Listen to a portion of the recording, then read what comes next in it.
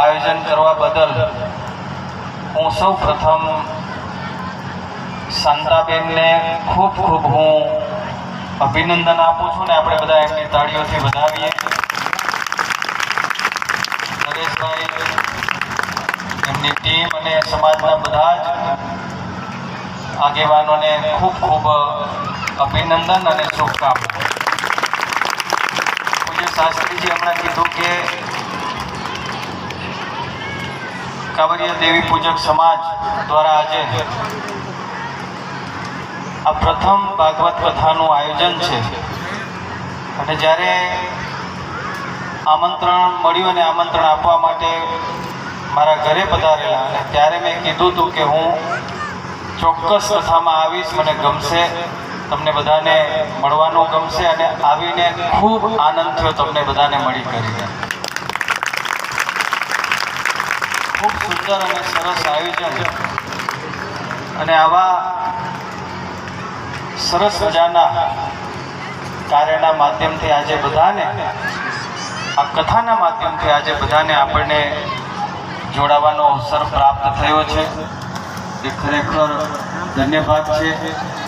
તમે બધા આવા સુંદર સરસ આવા આયોજન કરતા રહો અને અમને બોલાવતા રહેજો, અમને ગમશે. હું પુનઃ એકવાર તમને અભિનંદન આપું છું. પૂજ્ય શાસ્ત્રીજી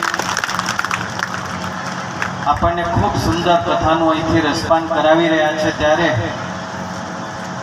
એક સપ્તાહ આ કથા ચાલવાની છે. એમના વ્યાસપીઠ ઉપરથી એમના મુખેથી જે પણ આપણને શબ્દો મળે અને તમને એવું લાગે કે આ અમને અમારા જીવનમાં ઉતારવા જેવા છે, તો આપણે બધા આપણા જીવનમાં ઉતારી કરીને આપણા જીવનને આપણે ધન્ય બનાવીએ. આપણા જીવનને આપણે ધન્ય બનાવી કરીને સર્વેના કલ્યાણ માટે, સર્વેના સારા